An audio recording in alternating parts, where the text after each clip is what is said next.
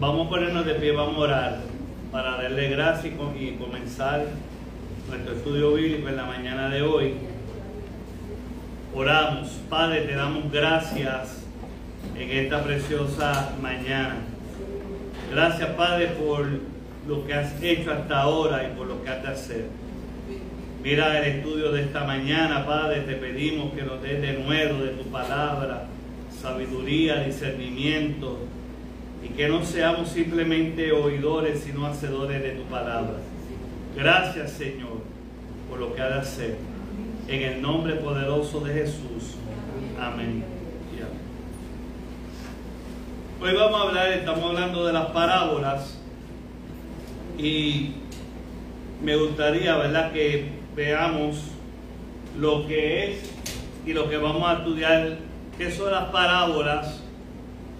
Vamos a ver las cualidades de las parábolas, los propósitos, y vamos a tocar hoy la parábola del buen samaritano. Amén. Cuando hablamos de parábolas, vamos a observar, ¿verdad?, que hablábamos el domingo pasado de que las parábolas es comúnmente una narración ilustrativa. Una narración ilustrativa en el cual el autor describe un evento común en la vida. Y es una ilustración de algo normal que pasa cotidianamente a algo que también quiere ilustrar la verdad espiritual, ¿verdad? Así que cuando hablamos de parábola, es un relato terrenal que ilustra una verdad celestial. ¿Ok?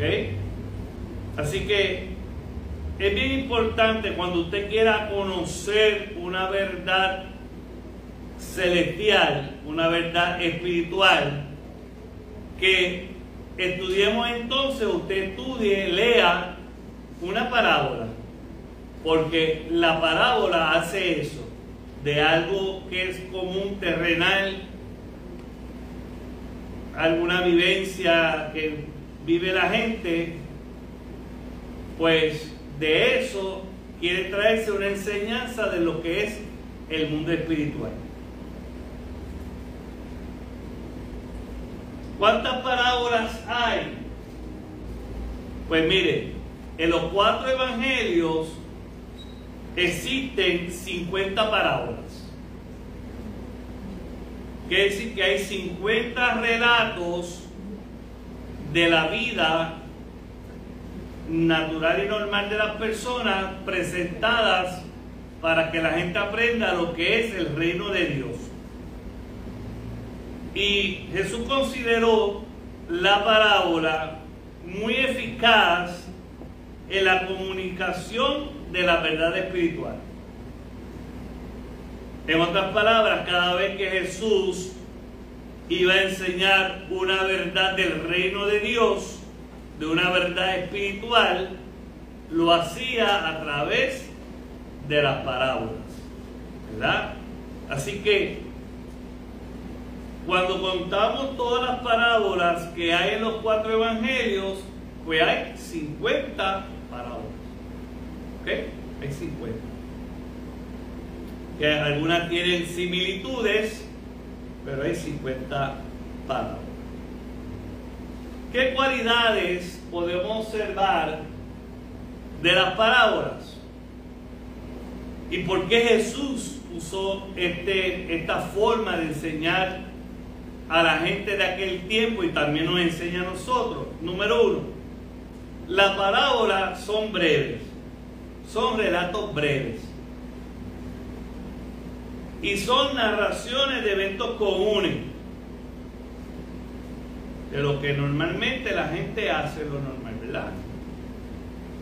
También levanta un interés, porque no es lo mismo usted escuchar algo de lo que usted nunca ha visto, o cuando uno le habla, por ejemplo, yo he tenido experiencias que he ido a predicar a lugares donde la gente por ejemplo, en la Amazonas, donde la gente lo que conoce, lo que está y vive diariamente, pues si usted utiliza de lo que ellos viven diariamente y de lo que ven y observan, pues no es lo mismo narrarle de algo que nunca han visto, ¿verdad? Así que levanta un interés y pueden entender el mensaje que se les quiere llevar. Así que cuando vemos la parábola parte de algo conocido a algo que procede a lo desconocido, ¿verdad? Y eso es una gran ventaja cuando usted enseña. Un buen maestro educa de algo que el estudiante conoce, ¿verdad? Dice Vygotsky, dice Freud y otros expertos, Piaget, que de lo que es concreto, el estudiante, la persona, el estudiante puede estructurar y hacer, ¿verdad?, un conocimiento a lo desconocido, pero tiene que partir de algo que conocido, porque nadie puede comenzar a aprender algo si aprende de lo nada, ¿no? Tiene que basarse en algo. Y también la parábola es fácil de recordar. Ese mensaje es fácil de recordar. Así que esas son una de las cualidades por las cuales Jesús usaba la parábola. Cuando vemos, Jesús explica él mismo por qué utiliza esta forma narrativa. Y lo vemos, quiero que lo busque conmigo, en Mateo capítulo 13, versículos 10 al 16. Ahí Jesús explica por qué él utiliza las parábolas, ¿verdad? Mateo capítulo 13, versículos del 10 al 16. Si Felipe me lo puede leer, se lo voy a agradecer. Mateo 13, 10 al 16. Entonces, acercándose los discípulos, le dijeron: ¿por qué le hablas por parábolas? Él respondiendo les dijo: porque a vosotros os es dado saber los misterios del reino de los cielos, mas a ellos no les es dado. Porque cualquiera que tiene, se le dará y tendrá más, pero el que no tiene, aún lo que tiene le será quitado. Pero por eso les hablo por parábolas, para que viendo no ven y oyendo no oyen ni entiendan. De manera que se cumple en ellos la profecía de Isaías que dijo: de oído oiréis y no entenderéis, y viendo veréis y no percibiréis, porque el corazón de este pueblo se ha engrosado, con los oídos oyen pesadamente, y han cerrado sus ojos para que no vean con los ojos, y oigan con los oídos, y con el corazón entiendan y se conviertan, y yo los saco. Pero los bienaventurados vuestros ojos porque ven, y vuestros oídos porque oyen. Muy bien, gracias. Fíjense que tiene un propósito. ¿Ah? Aquí se estaba refiriendo el Señor.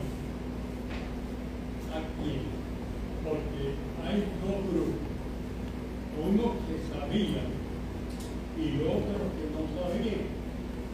Entonces, ¿a cuál de los dos grupos el Señor le hablaba por parábola y que sabía lo que significaba?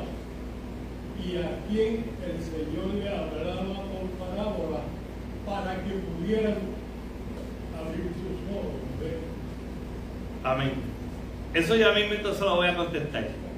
Ya mismito, está bien cerca, pero se lo voy a contestar ya mismo.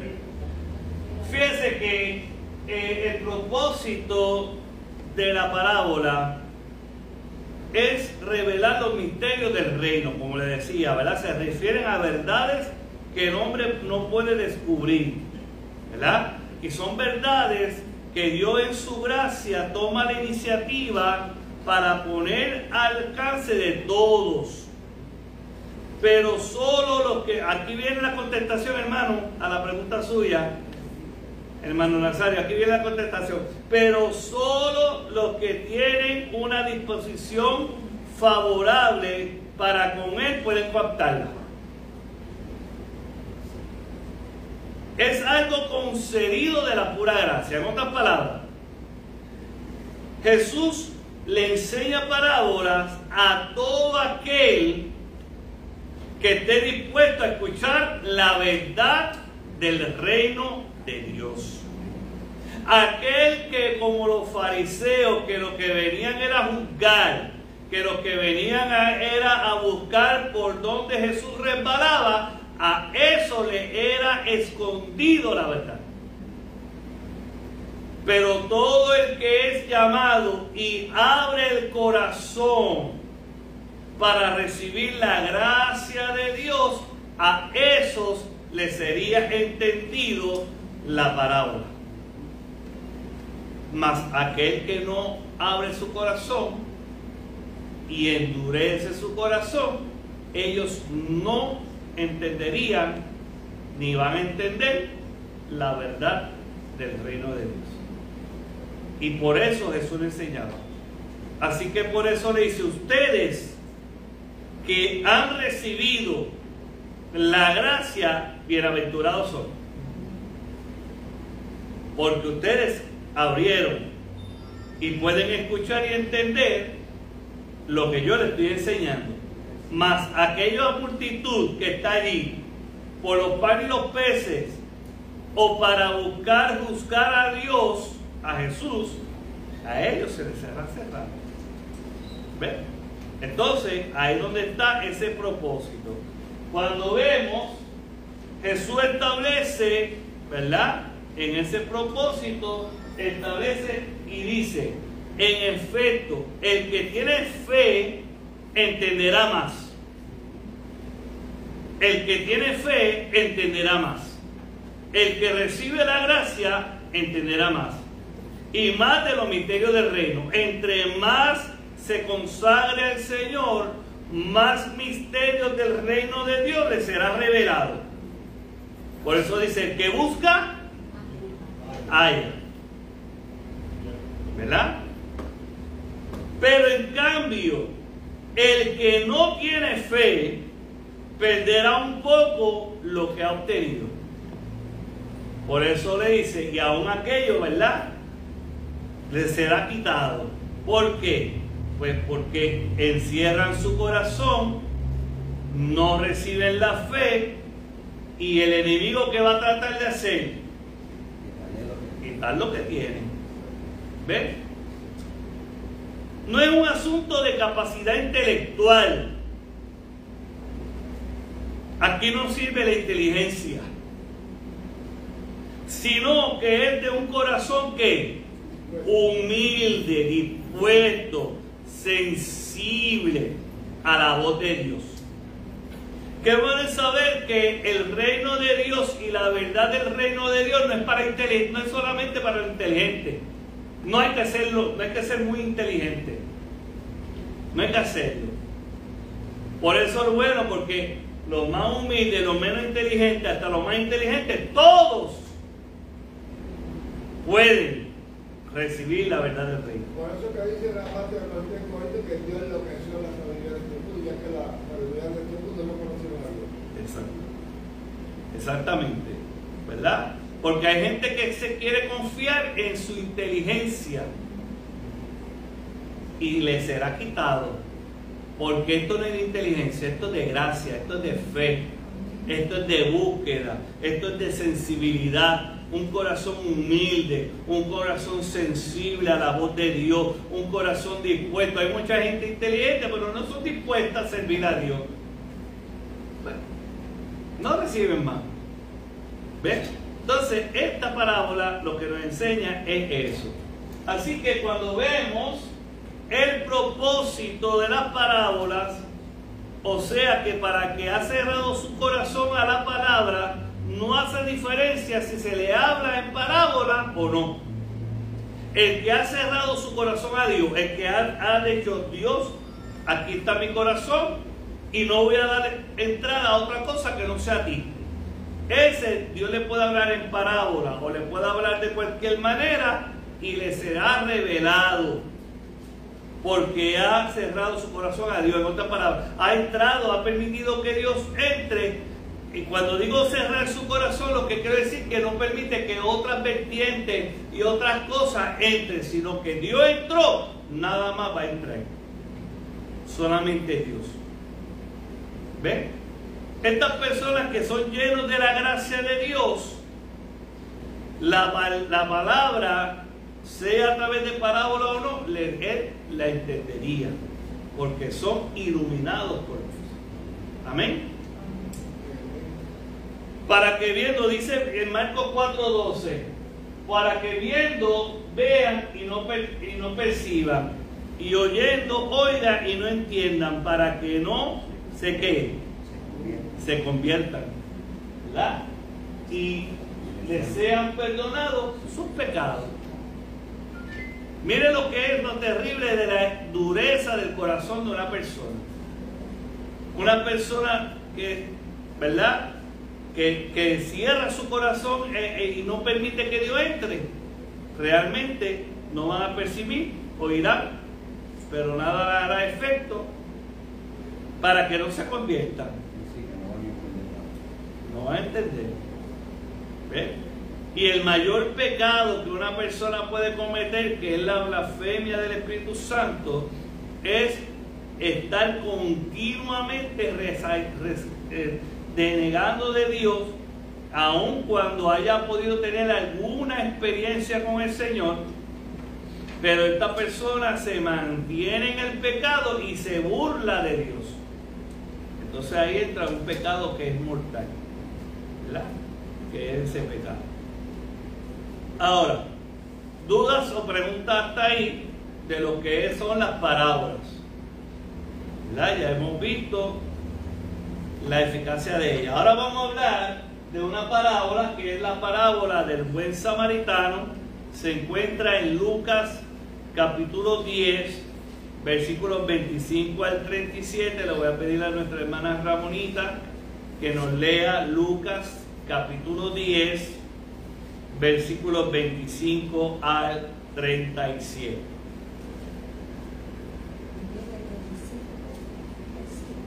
Sí, Lucas capítulo 10 del 25 al 37.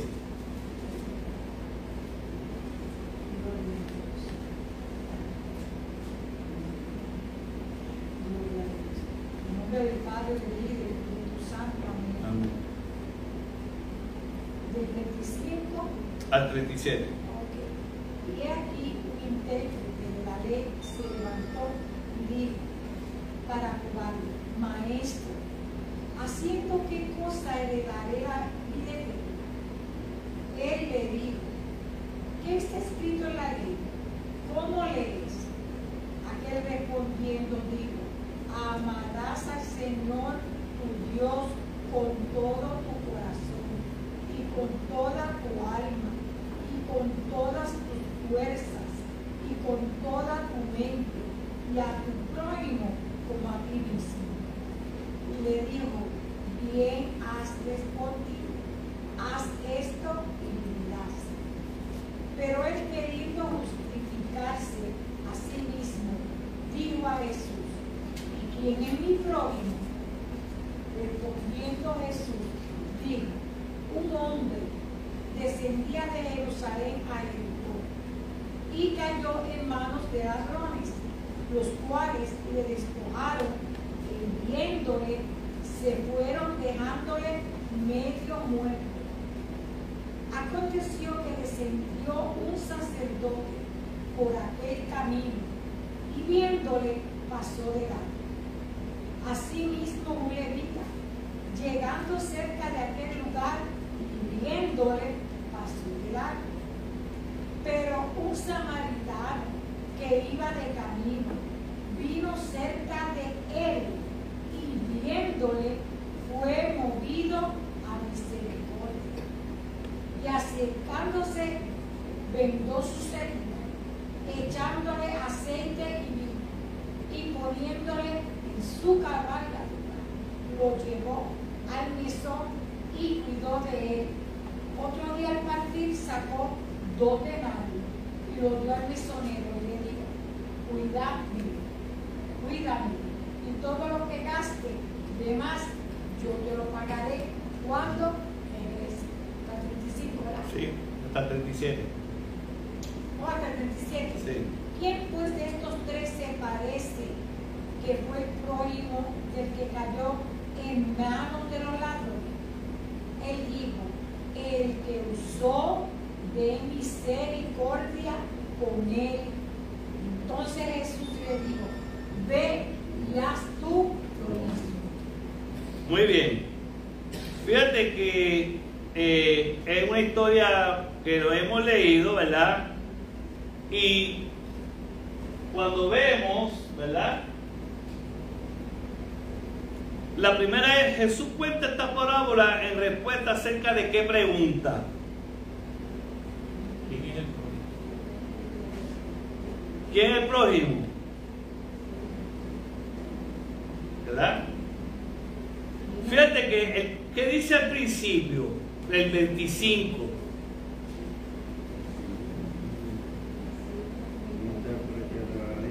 ¿Qué?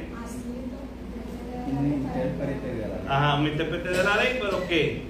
Haciendo qué cosas heredaré la vida. Ah, fíjate que empieza con un intérprete que viene a ¿qué? A probar a Dios, a probar a Jesús, para ver si Jesús resbala.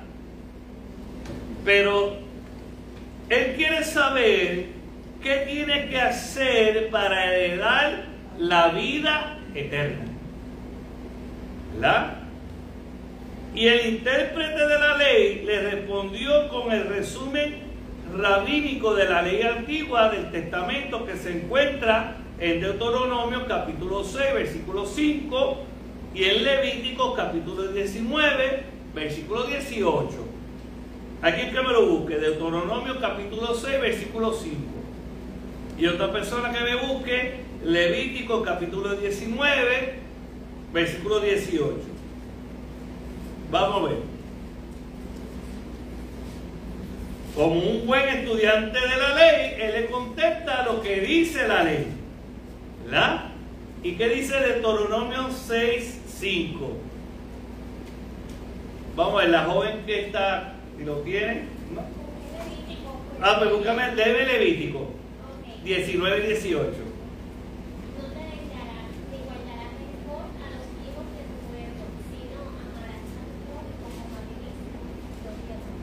Muy bien. Fíjense que esa es la última que, la parte última que dice, gracias. ¿Quién tiene Deuteronomio 6:5? Ajá, hermano.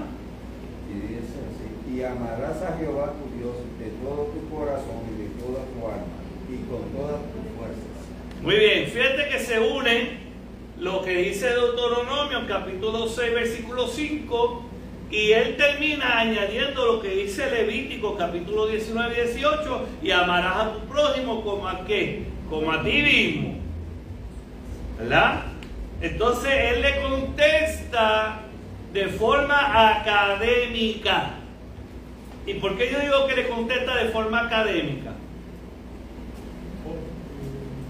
Con quien estaba hablando era conocedor de la ley. Muy bien, era un intérprete de la ley, ¿verdad? Y sabía la ley de rabo a cabo, y él contesta como todo un buen académico, no, lo que dice, y le cuenta, ¿verdad? Le dice lo que todo buen intérprete de la ley le hubiese contestado.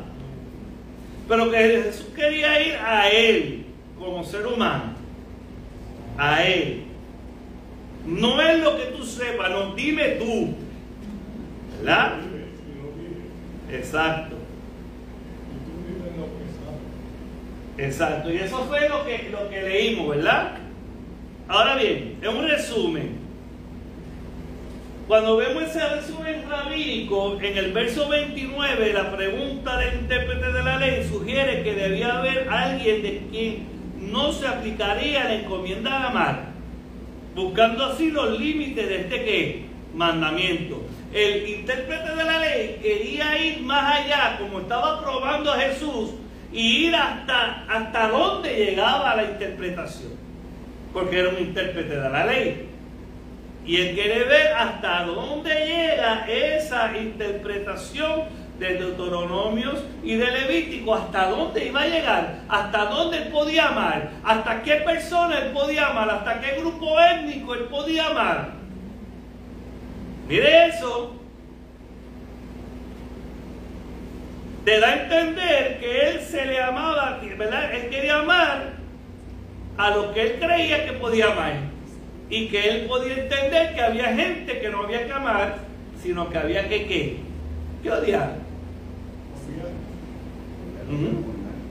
¿Verdad? Por eso Jesús rompe el estereotipo, porque en primera de Juan 4, 9 al 11, búsquelo conmigo, está ahí también en la pizarra, dice, Dios nos amó, ¿qué? Primero. ¿Verdad? Y dice en primera de Juan 4, 9 al 11, que en esto se mostró el amor de ¿quién? De Dios para con nosotros, en que Dios envió a su Hijo unigénito al mundo, para que vivamos por Él. En esto consiste el amor, no en que nosotros hayamos amado a Dios, sino que Él nos amó a nosotros y envió a su Hijo en propiciación por nuestros pecados. Amados, si Dios nos ha amado así, debemos también nosotros amarnos los unos a los que a los otros. ¿Verdad? Así que si vemos eso, mi hermano y mi hermana, podemos observar que Dios nos amó a nosotros, aún nosotros siendo enemigos, aún nosotros siendo contrarios. Él nos amó primero. Amén, pastor. Así mismo, siendo nosotros ¿qué? Malos, y no quiere saber nada de Dios, pero la gracia previniente de Dios ahí se presenta, ¿verdad? Entonces, cuando vemos eso, el Señor Jesús le contesta con una ¿qué? Parábola. Porque él le cuestiona, ¿y quién es mi prójimo? ¿Y quién es mi prójimo? Entonces ahí Jesús le contesta, y Jesús es bien certero en su contestación y en la parábola.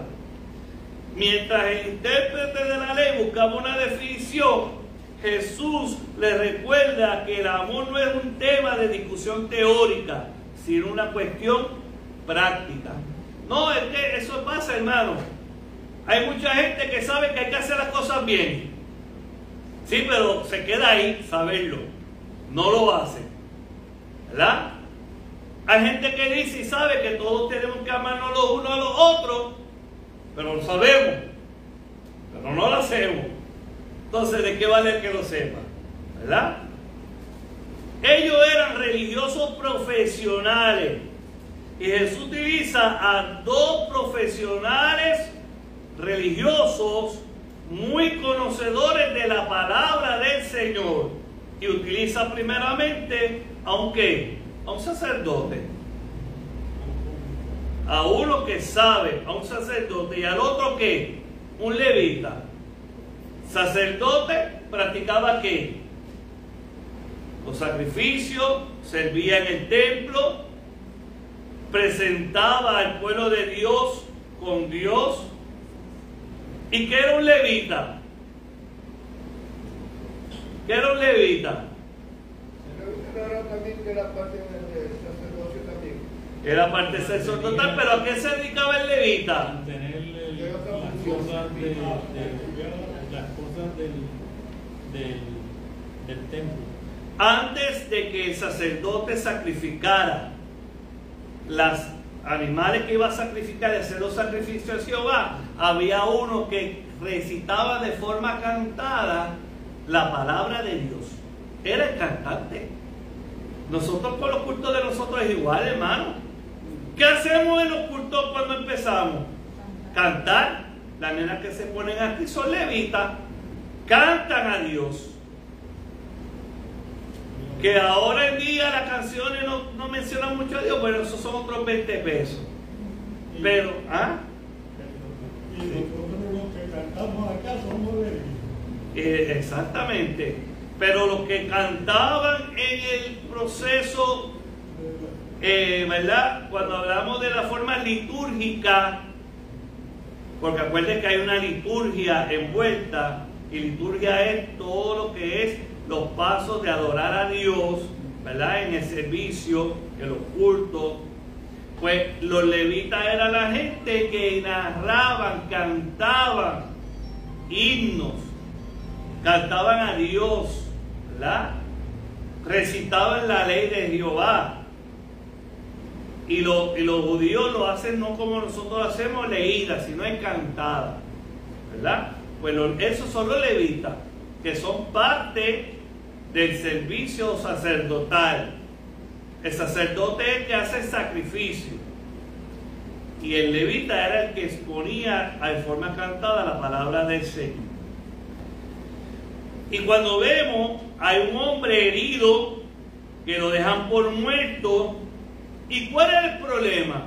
Pues mire, el problema era algo, que si el hombre estaba muerto y uno de ellos lo tocaba, ¿era qué? Era inmundo. Entonces le importaba más su condición religiosa que tener misericordia del caído, porque ellos no se acercaron, dice que pasando de qué, de largo, ni se acercaron, ni se movieron en misericordia. No le importó si el hombre estaba agonizando y había de manera de rescatarlo. No le importó eso. Ellos simplemente le importó su religiosidad, le importó su posición, su pureza. Cuidado de que para nosotros lo más importante sean nuestras posiciones y no nos movamos en misericordia. Cuidado, porque hay gente que no quiere salirse de sus posiciones por miedo a que se pongan, ¿verdad? O pierdan algo. Y hay gente que, hermano, primero son las posiciones que otras cosas. Y Dios le está enseñando a ellos que primero es que la misericordia y el amor, ¿verdad? Entonces, ¿qué pasó con el sacerdote y el levita? Pasaron de largo, ni se movieron a misericordia, no miraron. Fíjense, hermano, que entonces llega a la escena la relación entre judíos y samaritanos. Había, como dice ahí, muy marcadas fricciones étnicas entre los judíos y los samaritanos, ¿verdad? Ahí lo vemos en Juan 4:9, no lo vamos a leer. Los samaritanos eran una raza mixta que resultó de la fusión remanente de los israelitas. Ok, vamos a explicar esto. 12 tribus de Israel, las 10 tribus del norte. Las 10 tribus se quedaron al norte, que se llamó el reino del norte. Eso vino a la división por el pecado de Salomón. Por el pecado de Salomón, Dios divide el reino de Israel en dos: el reino del norte y el reino de Judea y Benjamín, de la tribu de Judá y la tribu de Benjamín, que fueron dos tribus que se quedaron en el sur. Eventualmente, las 10 tribus del norte, y aquí viene esto es particular porque después yo me estoy preparando por la asignación que me dio la pastora, pero las 10 tribus del norte se dispersaron por todo el mundo, y las 10 tribus de Israel están regadas por el mundo y están envueltas en naciones. Hay naciones que son descendientes de las tribus de Israel, de esas 10 tribus, ¿verdad?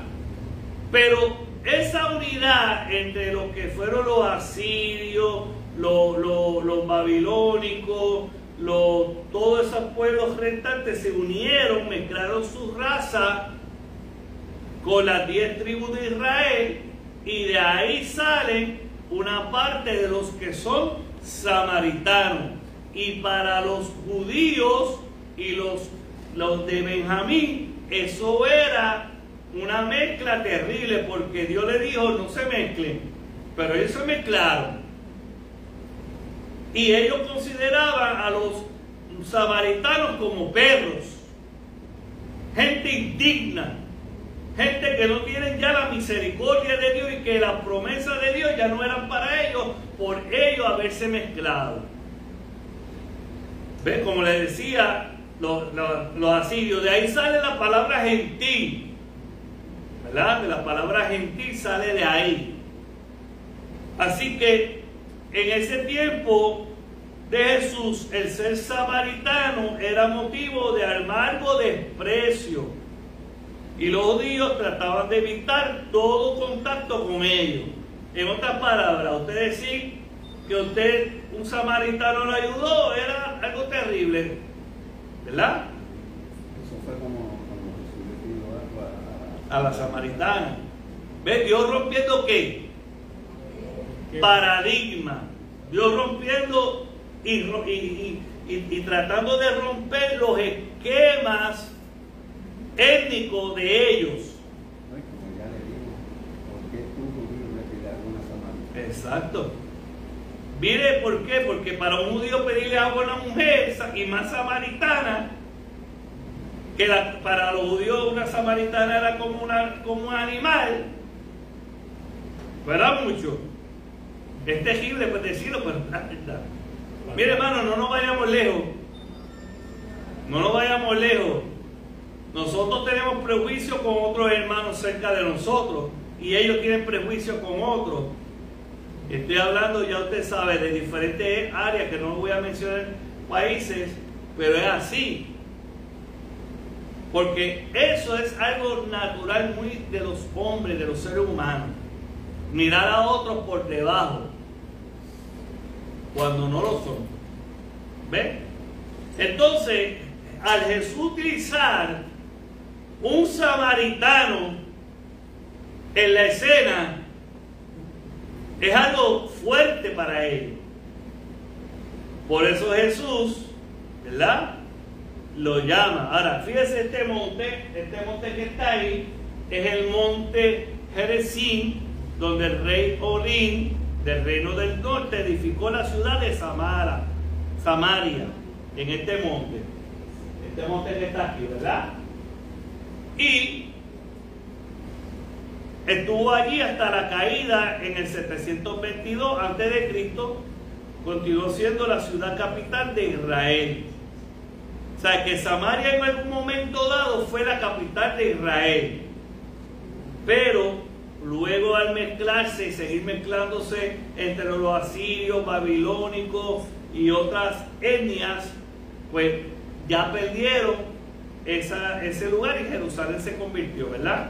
Pero las 10 tribus, el reino del norte, su capital era Samaria. ¿Ok? Cuando vemos eso, Cristo da un ejemplo de un pobre judío en apuros, socorrido por un buen samaritano. ¿Ah? ¿De qué etnia eran de agobiar? El que estaba en el suelo era un judío. ¿Sabes? Está caído un judío, pasa un sacerdote judío de largo. Él se le fue, lo miró y dijo: espérate, no vaya a ser que esté muerto y yo no me quiero contaminar. Pasa otro levítico judío y tampoco lo quiso ayudar, sino que un samaritano pasando fue movido ¿a qué? A misericordia. Ese judío había sido caído por manos de ladrones, no por manos de ladrones judías. Miren el entorno. Y estaba allí casi moribundo. Los que debieron hacer amigos, ¿quiénes debían ser amigos? Los judíos. Y más allá, sacerdotes y levitas. Le pasaron por alto. Pero fue atendido por un extranjero, un samaritano, de la nación de los que los judíos más despreciaban y detestaban, con quien no querían ningún trato. Y es lamentable observar cuánto domina el egoísmo en todos los rangos, cuántas excusas dan los hombres para ahorrarse problemas o gastos en ayudar al prójimo. Esto es una verdad, hermano. ¿Cuánto? Y más aquellos que dicen ser servidores de Dios. Esos que se llamaban ser servidores de Dios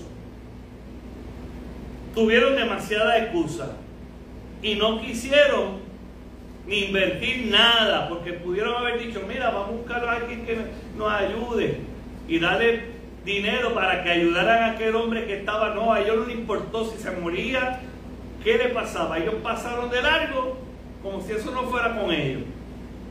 ¿Ah? Pero hay una ley que nosotros todos creyentes, yo quiero decirte algo, estaba viendo un testimonio en estos días de un hombre que murió, ¿verdad? Era un predicador. Este hombre muere anticipadamente.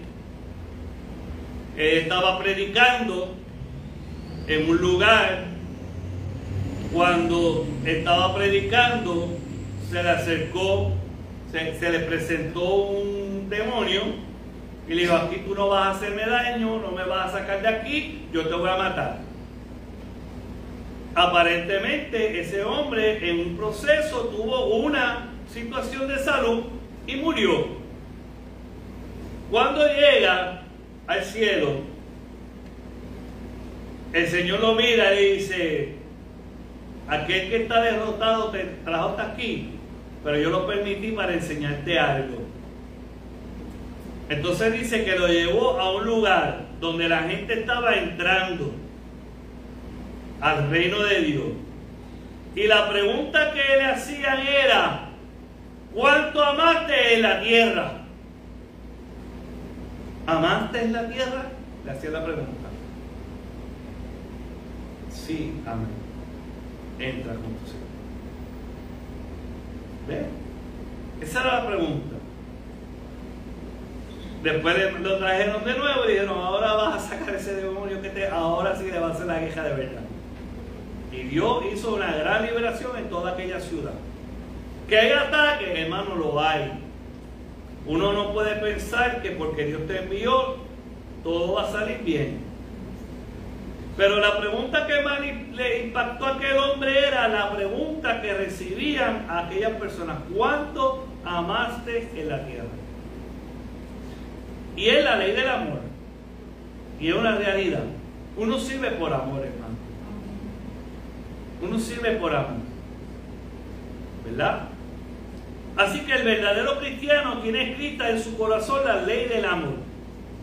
El Espíritu de Cristo habita en él.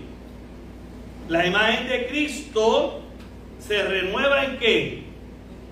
En su alma. Por eso en Romanos capítulo 13, versículo 10 dice que el amor no hace mal al prójimo. Así que el cumplimiento de la ley es el ¿qué? El amor. Por eso los sacerdotes y por eso los levitas fallaron. Porque no entendieron que la ley del Señor es amor. Y ellos no tuvieron amor. ¿Verdad? ¿Cuánto nos llama Dios entonces a nosotros aquí? Los amemos uno a otro y que amemos, hermana, está bonita.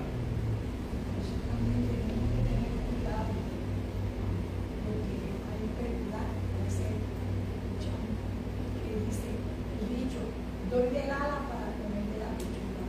No, tú hagas bien sin esperar nada. Amén. Porque esto es una bendición para uno mismo. ¿Okay? Porque está entonces uno cumpliendo la voluntad de Dios. Así es. Haciendo el bien. Muy bien, así es. Así que, hermano, como dice la hermana, exacto, tenemos que amar. La parábola es una bella explicación de la ley de amar al prójimo como uno mismo, sin aceptación de nación, partido ni otra distinción. En otras palabras, mi hermano y mi hermana, nosotros tenemos que amar al ser humano.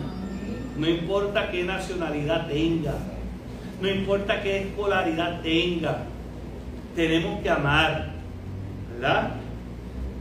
Aquí también establece la bondad y el amor de Dios, nuestro Salvador, con los miserables pecadores. Ahí vemos la gracia previniente de Dios. ¿Ven?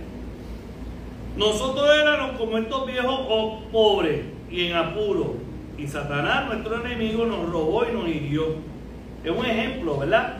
Fíjense que ese hombre que está allí es un reflejo de lo que es el hombre, porque nosotros fuimos heridos por el diablo, que nos vino a matar, nos vino a robar y nos vino a destruir.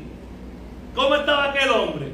Los ladrones le habían robado, lo habían destruido, porque tenía golpe a orden de la muerte y estaba en un hilo. ¿Para qué? Para morir. Así hace el enemigo con los hombres y mujeres, porque eso vino Satanás a matar, a robar y a destruir. Y nadie nos quería ayudar. Nadie. Nosotros andábamos por nuestros delitos y nuestros pecados, a veces hasta acostumbrados por el pecado. Pero Dios nos amó y Él se compadeció de nosotros. La pregunta es, ¿quién es mi prójimo? Y lo vemos ahí. ¿Qué le dijo? ¿Qué le dice el versículo 36? En Mateo, lo que leímos. ¿Quién fue de estos tres te parece que fue el prójimo? Amén. Que cayó en manos de los ladrones. Fíjense que la pregunta es, el Señor va y le toca. Después de esto, dime tú, ¿quién es el que tuvo al prójimo? ¿O quién fue movido al prójimo? ¿Y cuál fue la contestación? Él dijo, el que usó de misericordia con él. Entonces Jesús le dijo, ve y haz tú lo mismo. Entonces ahora Jesús le dice, ya yo sé que tú teóricamente me has dicho que amarás al Señor con todo tu corazón, con toda tu alma, con toda tu mente, y a tu prójimo como a ti mismo. Pero ahora le dice, ahora ve y vívelo. Ama a aquel que necesita misericordia. Ama a aquel que no es igual a ti. Ama a aquel que tú crees que no sirve para nada. A ese ámalo, a un samaritano. ¿Verdad?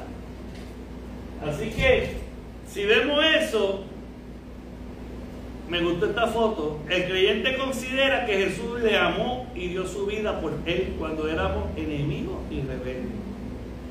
Y él se movió a misericordia, le exhorta a ellos que hagan ¿qué? Lo mismo. ¿Verdad? Entonces aquí vemos lo que es, cómo yo voy a heredar. Fíjense la primera pregunta. ¿Cuál era la primera pregunta que vino todo esto? ¿Cómo heredamos la vida eterna? ¿Cómo la heredamos? Amando a Dios sobre todas las Amándonos. Muy bien, dígalo duro, hermana Ramonita. Amando a Dios sobre todas las cosas y al prójimo. Amén, así es. Cuando uno habla de la palabra prójimo, que dice amar a tu prójimo como a ti mismo, ¿qué significa como a uno mismo? O sea, hay gente que no se ama a ellos mismos, se cogen odio hasta ellos mismos, no están seguros de ellos mismos, no se quieren a ellos mismos. ¿Cómo van a querer a otro? No están satisfechos con lo que Dios le dio y va a hacer algo por otra persona. Sí, el amor uno lo aprende, ¿verdad? Por la familia. Pero cuando dice y amarás a tu prójimo como a ti mismo, hay un principio de subsistencia. Que uno, por más que a lo mejor uno no tenga una deficiencia, uno no es muy raro que una persona, a menos que tenga una situación emocional que viene aparte, uno trata de comer, porque sabe, si no come, se muere. Uno trata de bañarse, uno trata de hacer muchas cosas, ¿verdad? Ese principio de amarse uno mismo es ese sentido de, ¿verdad? Esa... ¿ah? Sí. Sí, esa forma de uno querer vivir, ¿verdad? Uno querer vivir, ese es el principio de amarse uno mismo. Sabemos que hay gente, pero la mayoría de la gente en el mundo busca de qué manera poder vivir, de cómo salir hacia adelante, ¿verdad? Ese es amarse, en ese sentido que está refiriéndose a él. Pero como usted dice, si la persona no se ama, pues es difícil que ame a otro. Pues claro, porque el amor se aprende desde la niñez. ¿Ve? Un niño que no se le enseña a amar, no se va a amar él, ni va a poder amar a otro. Pero el principio es ese. Cuando yo era niño, recuerdo que había personas que la gente comentaba, ese es más malo que Caín. Porque era tan malo, o sea, era malo con su familia, era malo con los que trabajaba, era malo, o sea, habrá algo de bondad en esa persona. O sea, eso le decía en esa frase, es más malo que Caín. Sí, porque la enseñanza, cuando uno estudia educación y todo lo que es psicología, vemos que uno también es producto, dice Vygotsky, de la sociedad que está en el entorno de uno. ¿Verdad? Si uno está rodeado de gente que son difíciles o tienen problemas o son, una familia que son ladronas, ese niño va a nacer aprendido a ¿qué? A robar, porque lo aprende de la sociedad que está a su alrededor. Ahora, eso significa que no pueda salir, pero tiene que pasar un proceso, ¿verdad?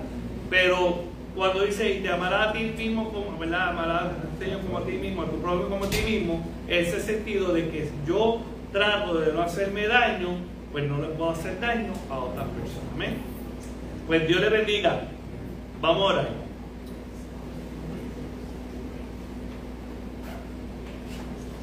Amantísimo Padre Celestial, te damos gracias en esta mañana por cada uno de los hermanos. Te pedimos, Dios, que tú seas bendiciendo a tu pueblo. Oh Señor, haz resplandecer tu rostro sobre nosotros, llénanos de misericordia, de gracia. Líbranos de toda persona malvada, de todo accidente y de toda enfermedad. Y llévanos con bien hasta nuestros respectivos hogares, con la bendición del Padre, la del Hijo y la del Espíritu Santo. Y el pueblo de Dios dice, amén. Dios le bendiga, hermano. Solo vence el amor de Cristo.